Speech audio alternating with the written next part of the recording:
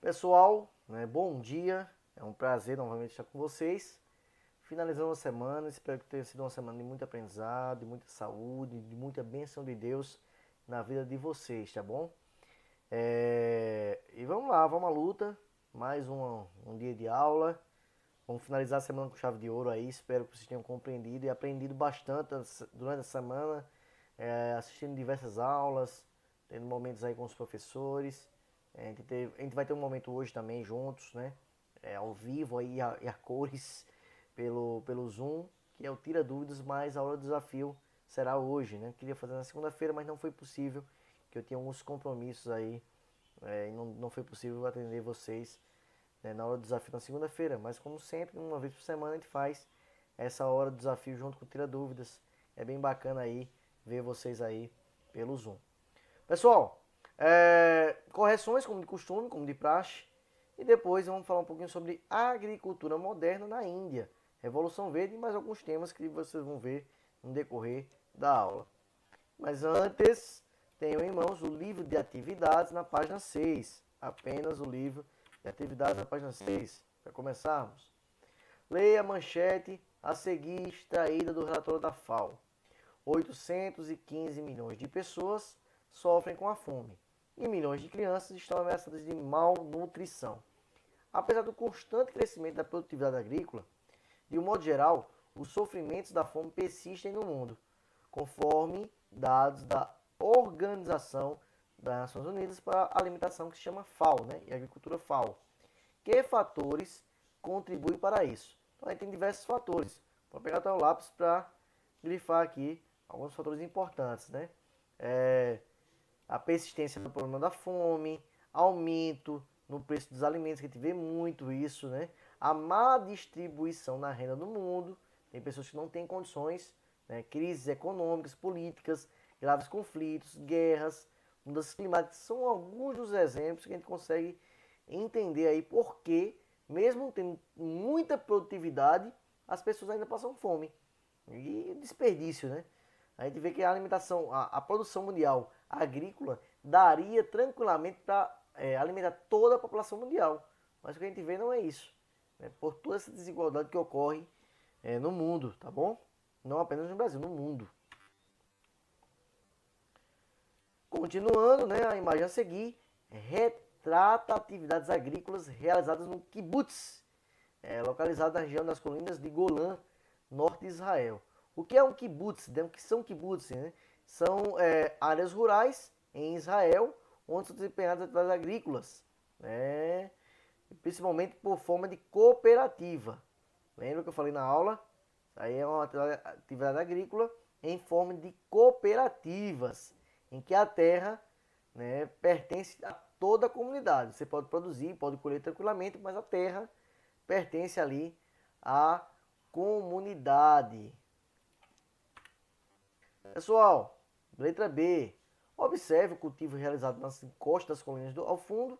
Que técnica é utilizada para a agricultura local dos kibbutz? Pessoal, essa aqui, olha, vejam só, aquelas curvas de nível, né?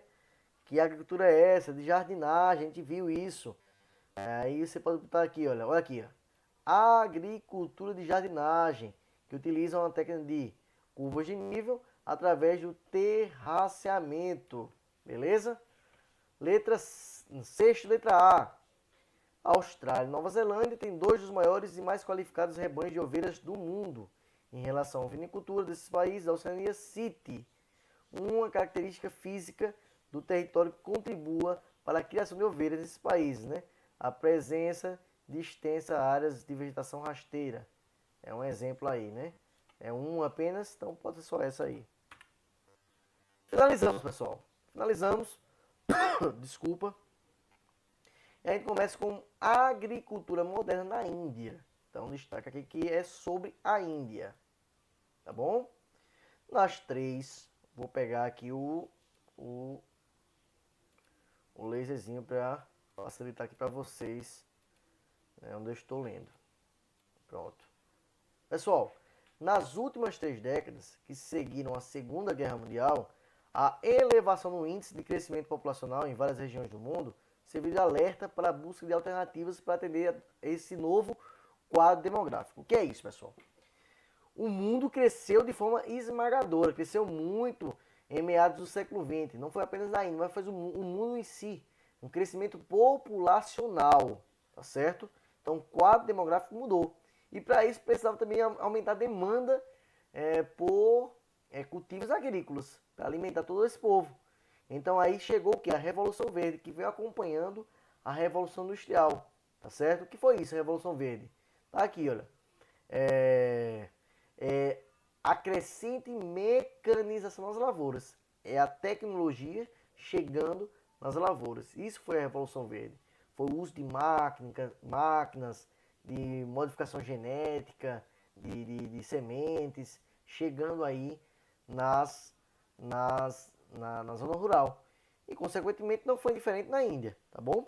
Baseando-se em pesquisa de sementes, fertilização do solo, uso de máquinas, defensivos agrícolas. Qual é o intuito? Aumentar a produtividade, tá certo? Esse é o intuito. É chegar essas máquinas aí, com essa Revolução Verde, para aumentar a produtividade. No Brasil também aconteceu também, durante a década de 50 e 60, essa Revolução Verde. Para que isso ocorresse, algumas das principais estratégias foram o desenvolvimento de equipamentos mecânicos para plantio e colheita e o desenvolvimento de sementes adaptadas às específicas condições de clima. Então, até isso eles fizeram, né? Modificar as sementes para se adaptar a certos tipos de clima e também a conseguir sobreviver a certas pragas, tá bom? Continuando, houve realmente um grande crescimento da produção de alimentos, isso é inegável. Houve de fato um grande crescimento da produção agrícola em gêneros alimentícios. Mas, porém, a Revolução Verde ela é controvérsia. Há quem defenda e há quem critique. Quem defende diz que realmente aumentou a produtividade, etc. Porém, quem critica diz que as economias ficaram dependentes, além também de haver o quê? Uma dependência de fertilizantes, agrotóxicos, sementes das grandes empresas. Então, eles ficaram dependentes das grandes empresas, além de aumentar a desigualdade do homem do campo. Os pequenos agricultores não têm como competir com os grandes agricultores. Havendo o que? Essa grande diferença, essa desigualdade foi criada pela Revolução Verde.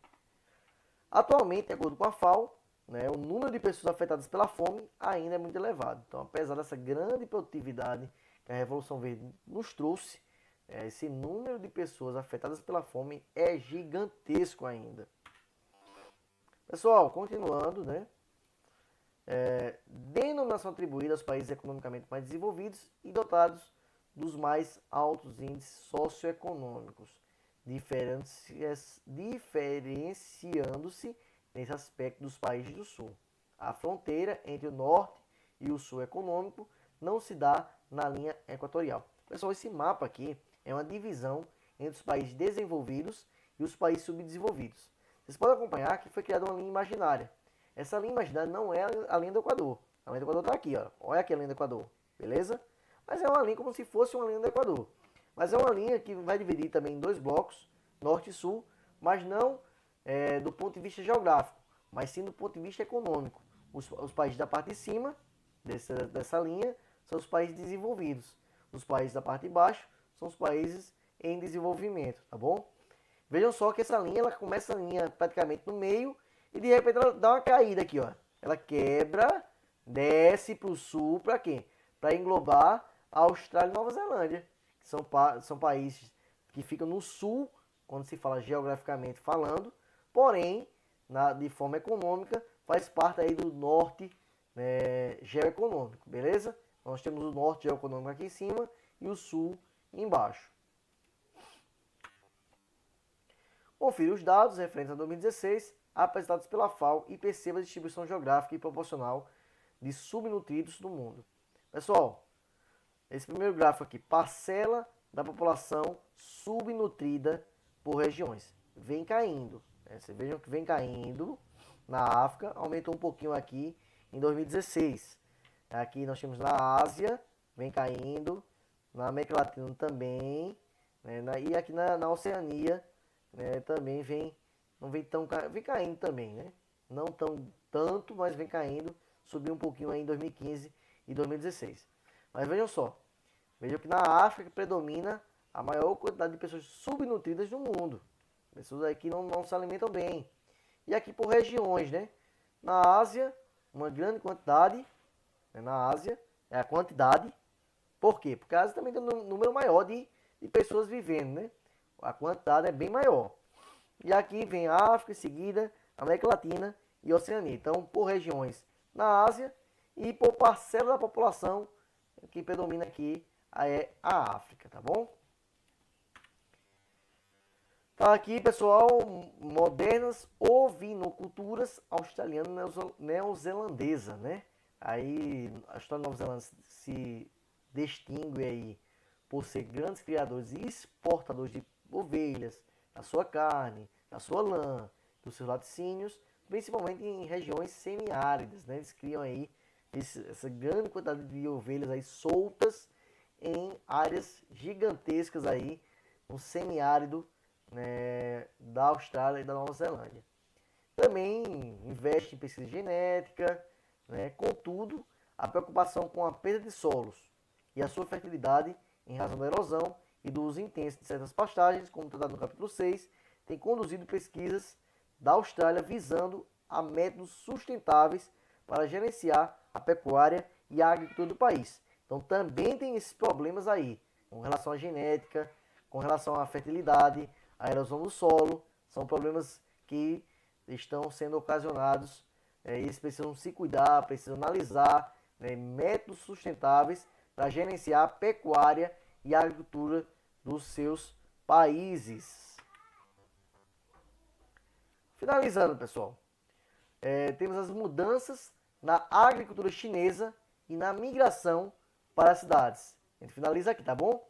Desde o final do século 70, quando se iniciou o processo de abertura econômica da China, até 70, a China era um país totalmente fechado, mas aí começou a abrir economicamente e hoje é uma das potências aí mundiais quando se fala em economia, tá bom? Então, esse êxodo rural se deve também à modernização da agricultura chinesa. Vamos analisar o mapa aqui, olha.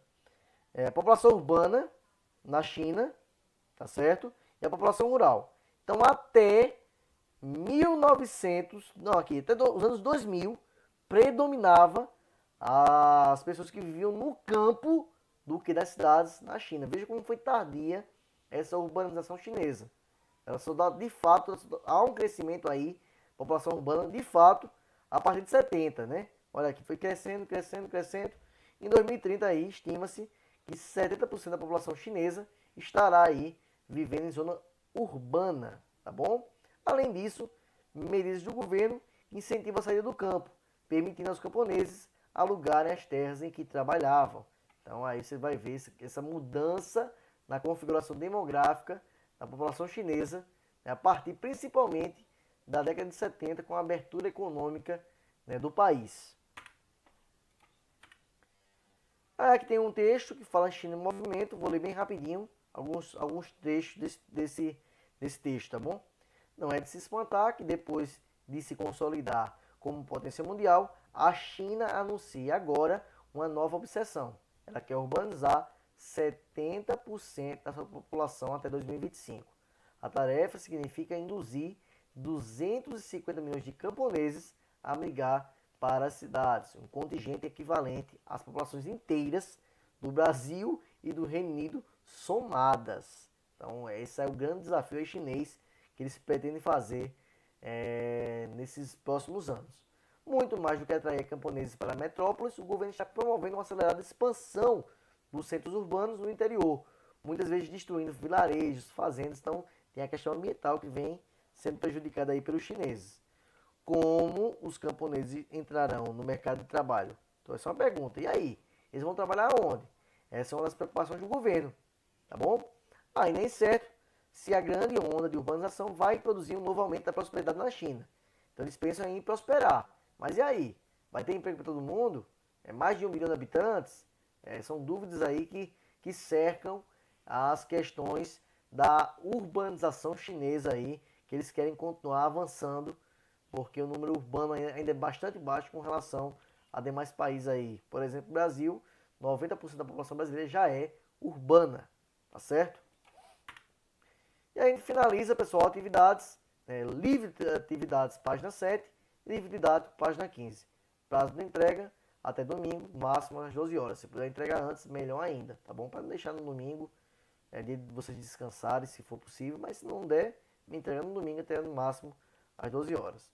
Teremos o Tira Dúvidas, mais a hora do desafio, hoje pelo Zoom, às 10h30. Então eu aguardo vocês lá, para a gente participar do Tira Dúvidas e também fazer aí a hora do desafio para ganhar a pontuação extra, tá bom? Então é isso, pessoal. Fiquem com Deus. Qualquer dúvida, estou à disposição pelo WhatsApp e também pelo Tira Dúvidas mais tarde.